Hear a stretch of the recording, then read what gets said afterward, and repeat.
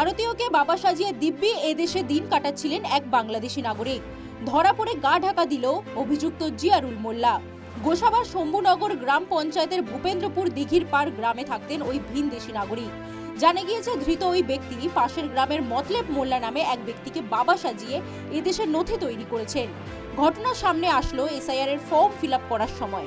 মতলেব মোল্লার নিজের ছেলেরা বিষয়টি জানতে পেরে বিএলওর কাছে অভিযোগ জানায়। এরপর বিএলও জানায় তার সুপারভাইজারকে।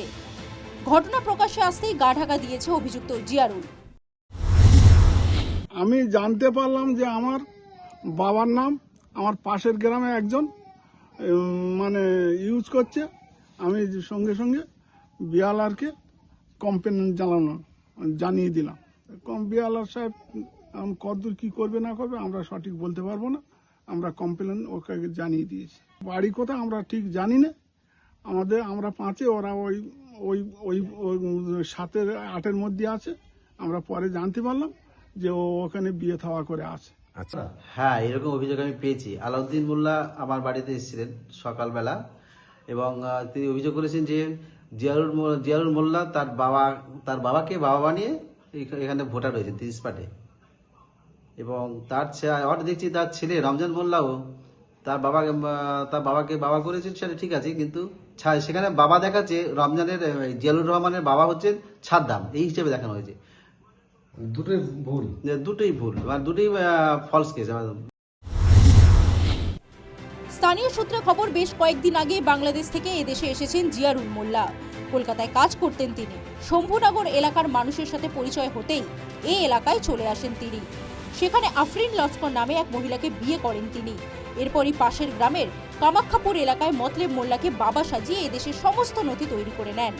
এর আগে অভিযুক্ত জিয়ারুল কয়েকবার ভোটও দিয়েছেন বলে দাবি তার স্ত্রী। জিয়ারুল মোল্লা কি হয়? ওনার বাড়ি কোথায়? কামাখ্যাপুরে বাড়ি। তোমার শ্বশুরের নাম? মতলেব মোল্লা।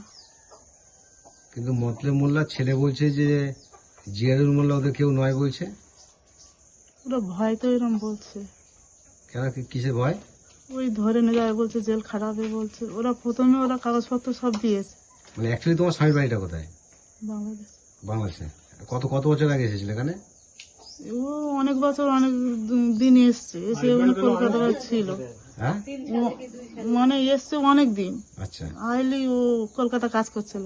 তারপরে ওই কামাখ্যাপুরে আমার বড়দাদের সাথে এসছিল, এসে ওখানে দেখাশোনা করে যেতে হবে। তোমার বিয়ে হয়েছে?